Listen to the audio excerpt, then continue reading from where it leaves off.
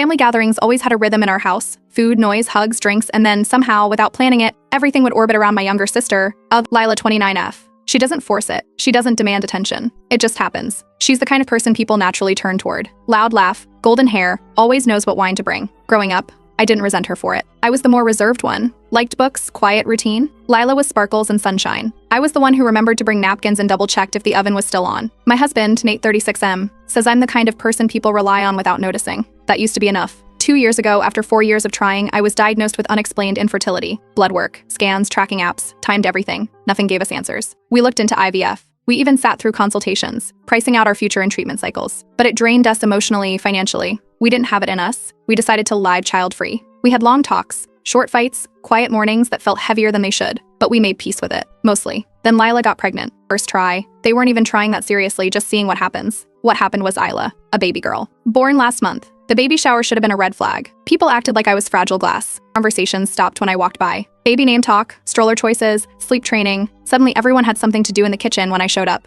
I stuck close to Nate, gave Lila a sweet gift, and smiled through it. When Lila went into labor, I showed up at the hospital like everyone else. She'd invited us, said she wanted us there. Nate had work and came later. I arrived mid-morning, sat with my parents and Lila's husband, Sean. We waited 6 hours. Sean finally came out with tears on his face, holding his phone like a trophy. He handed it to me first. A picture of Isla, swaddled tight, pink face, tiny nose. I teared up. Everyone did. Then a nurse came and started bringing people in, 2 by 2. First my parents, then Sean's parents, then some of Lila's close friends. I stayed behind, assuming I'd be next, but I wasn't. Sean came back and said, just a little longer, with an awkward smile. I waited 2 more hours. I helped clean up snack wrappers. I walked down the hallway for coffee. I charged a phone for one of Lila's friends. Eventually, I assumed it was a miscommunication. No one had told me not to go in, just that it was crowded. I walked down the hallway, opened the door softly, and stepped in. Lila was propped up in bed, hair tied back, holding Isla. She looked up and froze for a split second. Then my mom stood up fast and came toward me, smiling too widely. She took my arm and gently led me back out into the hallway. She was calm, quiet, said she didn't want to make a scene. She just thought it might be better if I didn't hold the baby today.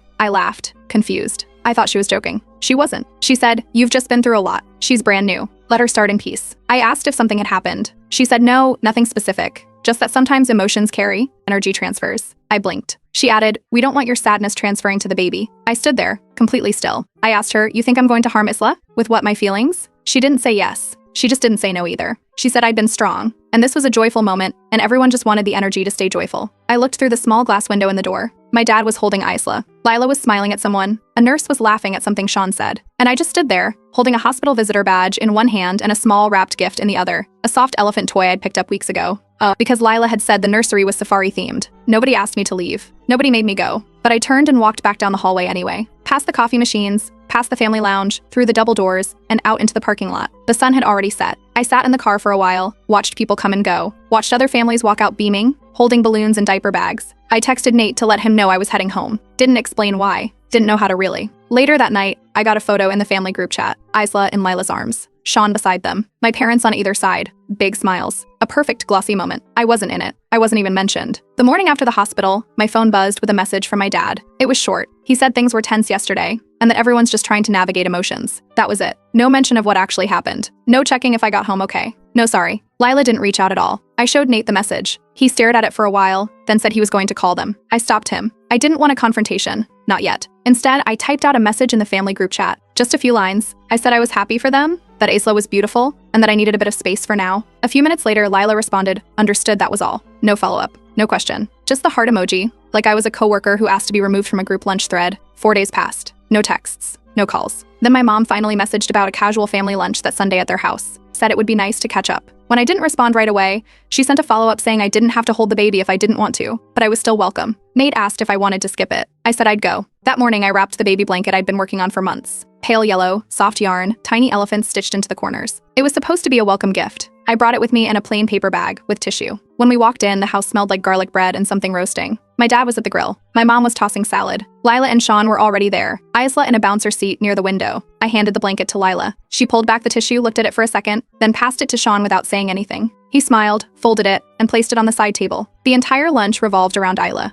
Nap schedules, feeding tricks, burping methods, even her diaper brand. Everyone had advice. Everyone had jokes. I sat beside Nate, listened quietly, and ate my food. At one point, Isla started fussing. I offered to help, just gently reached out, asked if they wanted me to try burping her. My dad touched my arm and said, "Let the new parents manage. It's part of the bonding." So I leaned back. Nate placed his hand on my knee under the table. Lila didn't look at me once. Not directly. Not even while passing dishes. Every time I walked into a room, whether to grab a drink or help clear plates, the conversation dipped for a few seconds. People picked their words carefully around me, like they were scared to say the wrong thing. After lunch, I helped clean up. I took plates into the kitchen, rinsed them, loaded the dishwasher, wiped the counters. My mom came in while I was drying my hands and said, in a low voice, "Thanks for keeping it light today. It really helps when you don't make things about yourself." We drove home in silence for a few minutes. Then I told Nate, I don't think I exist in this family anymore. Not unless I pretend nothing ever happened. He didn't say anything right away, just reached for my hand. That night, I took the leftover yarn from the baby blanket and packed it away in a drawer. About 3 weeks after that awkward family lunch, I got a thick cream-colored envelope in the mail. Inside was a printed invitation for Isla's naming ceremony, light blue text, pressed floral border, RSVP card tucked neatly inside. The invite didn't say much, just the date, time, and that it would be held in my parents' backyard.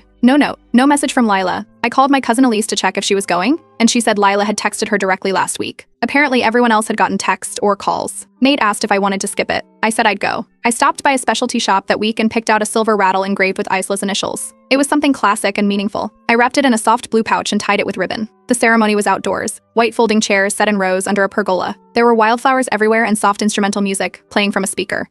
A table was set up with refreshments, cucumber water, tea cookies, tiny finger sandwiches. Everyone was in light pastel colors, the kind you see in baby-themed Instagram posts. Lila was in a soft peach dress, holding Isla, who wore a tiny flower crown. Lila's best friend Maggie stood at the front with a microphone. She welcomed everyone and gave a long, heartfelt speech about how important community is, how babies are shaped by the love around them. Then she started thanking all the aunties who'd shown up to support Isla from day one. She named 3 of Lila's friends, Emma, Kelsey, and Tasha. Each of them stood up to applause as Maggie handed them small boxes with gold chain bracelets inside. I stayed seated. When the ceremony ended, people mingled. I handed the rattle to Lila when things quieted down. She took it, looked at it for a second, said it was really nice, then placed it into her diaper bag. Later, I caught her by the drinks table and asked about the charms. She said it wasn't meant to exclude me, just that she didn't want things to feel weird. She said she didn't want me to feel like I had to pretend to be into baby stuff. I told her I was into it. I'd been excited for Isla for months. I wanted to be there, genuinely. She paused, then said, "You're not really her aunt, though. Not in the way my friends are. They've been here for everything." Then she walked off to take photos. That night, around 9 p.m., my phone buzzed. It was a photo from my dad, Isla in the little white dress she wore to the ceremony, holding the rattle I'd given her. No caption. No mention that it was from me. The next day, I got a voice message from my mom. She said the ceremony had been beautiful, and that Lila's really settled into a rhythm now. Then she added, "Try not to take things personally." I replied asking if I was doing something wrong. I asked, "Do you think I make people uncomfortable now?"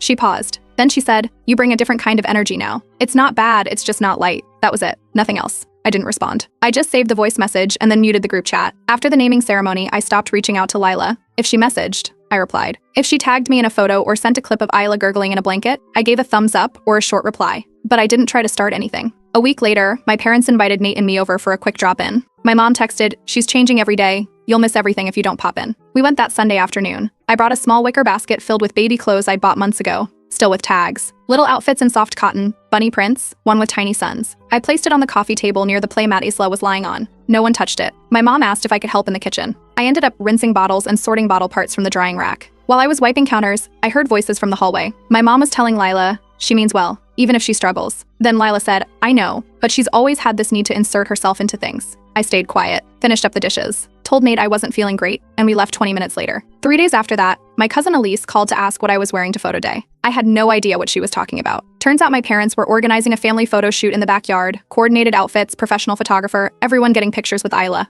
Elise thought I had the info. I hadn't heard anything. I asked my mom later, just calmly. She said, "You're not being punished. This is just about comfort." When I asked whose comfort, she answered, "Lila's, and maybe Isla's too in time. We don't want early memories tied to heaviness." I asked if I'd done something inappropriate, if I'd acted in a way that made people uncomfortable. She said, "No, you've just been different." That weekend, Nate and I hosted dinner at our place, small meal. We invited just my parents, Lila and Sean. They all RSVPs. I made roast chicken, fresh salad, baked dessert. Nate vacuumed, cleaned the patio. I set the table with cloth napkins. They didn't show. No one messaged ahead of time. At 9 p.m., my dad sent a text saying Lila had a minor scare with Isla's nap. Apparently, Isla slept a little longer than usual, and they all decided to stay home to support her. No emergency, no explanation, just silence and a canceled dinner. That night, Nate asked me, "Do you still want to be part of this? Because right now, they're asking you to disappear in a polite voice." I stopped going to every invite. No dramatic exits. No texts saying why. Just polite declines. A birthday here, a coffee there, but I let the space grow on its own. 2 weeks later, a group text came in from Lila. She asked if Nate and I could dog sit their beagle, Max, for the weekend. She said Sean had planned a surprise getaway, and they didn't want to use a kennel. Nate looked at me. I said yes, just to be kind. Friday evening, Lila showed up at our door with Max, a small overnight bag, and Isla in a carrier seat. Sean waited in the car. Lila barely looked up as she handed over the leash and gave a quick list of feeding times. Then she said, "Thanks for helping. It's hard juggling everything with a newborn." Before she turned to leave, I asked, "Do you even want me in Isla's life?" She paused for a second, blinked once, and said, "In doses. You have a complicated presence." Then she walked back to the car. The next day, a friend of mine messaged me with a story link from Instagram. She said, "Didn't know your folks had reopened the lake house." I clicked through. Bonfire photos, canoes, everyone in swimsuits and floaties. My parents smiling while holding Isla, matching shirts on Lila and her friends that said Isla's Village. They were all at the lake house I hadn't been invited to in over 4 years. The same place where we used to have July cookouts and family scavenger hunts. I waited until Monday and asked my mom why I hadn't been invited. She hesitated, then said Lila thought it might shift the energy. She said everyone was trying to keep the weekend light. I told her I'd been respectful at every event. I never caused drama. I brought gifts, helped clean, stayed quiet. She said it wasn't about what I did. It's how people feel around you, she said. Later that evening, my dad followed up with a long message about emotional balance. He said people carry weight differently, and that protecting joy wasn't about fairness, it was about emotional safety. Nate told me we should cancel the dog sitting. He said they didn't deserve our help. He asked what I was getting out of it. I said I'd keep the commitment, just this once. I returned Max Sunday night. No drama, no complaints. At the next family dinner, everything was the same. Isla in a new outfit, matching tableware, background music playing. Halfway through the meal, my mom laughed and said, "Harper's always been intense about emotional stuff, especially since the fertility thing." I smiled, picked up my purse, left early. That night, I bought a notebook and wrote down everything that was said, word for word. Date, time, who was there. I wasn't doing it to remember. I was doing it so I could stop asking myself if it really happened. The envelope looked fancy, shiny paper, wax seal, RSVP card tucked inside a vellum sleeve. It was Isla's 6-month party invite. There was a theme printed at the top in cursive halfway to one, a garden of light. A dress code was listed below, floral tones, soft pastels, no dark colors please. There was no personal message, just the date, time, and a line about catered hors d'oeuvres. Nate opened it with me and read through. He said it felt like we were being invited to watch Isla from behind the glass. I said we'd go anyway. Just to go. I spent that week putting together something I thought Lila would appreciate. I'd been saving photos from the family group chat and social media posts. I printed them out, trimmed the edges, arranged them in a handmade scrapbook, birth, first bath, sleepy yawns, baby's first laugh. I labeled every page carefully, added a few notes and dates I'd remembered from conversations. It was delicate work. The party was at a rented garden venue. There were hanging lanterns, signs that said Isla's Bloom, and little name cards at each table. A drink station with mocktails. Professional photographers walking around in all black. Lila's friends were wearing light pinks, lilacs, pale greens. Everyone looked like they'd walked out of the same Pinterest board. I wore beige slacks and a white top. Nate wore a button-down. No one greeted us at the door. We made our way in and found an empty spot near the edge of the setup. I saw Lila across the lawn, posing with Isla while someone adjusted a floral headband on the baby. When I handed her the scrapbook, she gave a tight smile and flipped through the first few pages. Then she said, "Wow, that's intense. But thank you." She handed it to Sean, who placed it on a gift table with a few unopened boxes. We weren't offered seating at first. Eventually, a staff member brought over 2 folding chairs. The food was passed around by caterers. One drink was offered to me. People chatted in small groups. Lila's friends were in a circle with Isla, passing her back and forth like a game of trust. At one point, a woman in a pink halter dress turned to me and asked if I was the older cousin. I said I was Isla's aunt. She looked surprised and said, "Oh, I thought you were like extended family or something."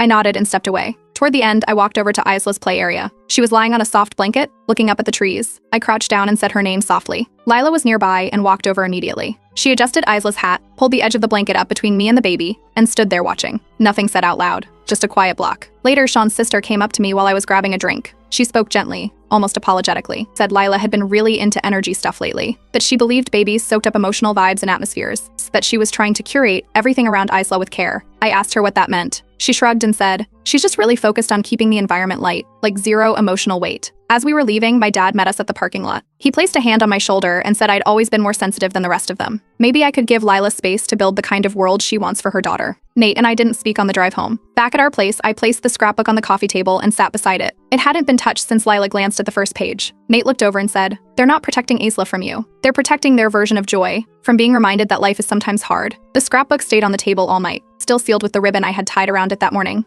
3 weeks after Isla's 6-month party, a group message from my mom popped up on my phone. It was an invite to something she called Family Vision Day. Apparently, it was a tradition they were bringing back, an all-day planning session for holidays, shared expenses, birthdays, and family goals. This year's theme was listed right in the message: intentional boundaries and protecting joy. I almost didn't go, but Nate said if I wanted a clean line, sometimes you have to show up one last time. So we did. The event was at my parents' house. The dining table had been extended with folding sections, set with name cards. Nate and I were assigned seats at the far end, mine next to the hallway door. A printed schedule sat at every seat: icebreakers, gift budget discussion, vacation planning, emotional safety agreements. Under one session titled Clarifying Roles, I noticed bullet points like emotional safety, energy alignment, non-traditional aunt roles. I didn't say much. When I suggested rotating holiday hosting or simplifying gift exchanges, no one really responded. A few polite nods. Then back to other people's ideas. Midway through, Lila pulled out a laminated diagram labeled Isla's Circle of Influence. It had rings like a solar system, core family, godparents, trusted caregivers. My name wasn't listed, not even in the outermost ring. I asked if it was a mistake. Lila looked at the chart, then said she didn't know how to include me without making it complicated. After lunch, I pulled my mom aside in the hallway and asked if she saw me as part of the family or just someone they tolerated out of politeness. She said, "We love you, but sometimes love looks like distance. You've always brought depth to things we've tried to keep light." I asked if that's why I wasn't allowed to hold Isla at the hospital. She nodded. "We didn't want her earliest memories to carry the weight of what you've been through.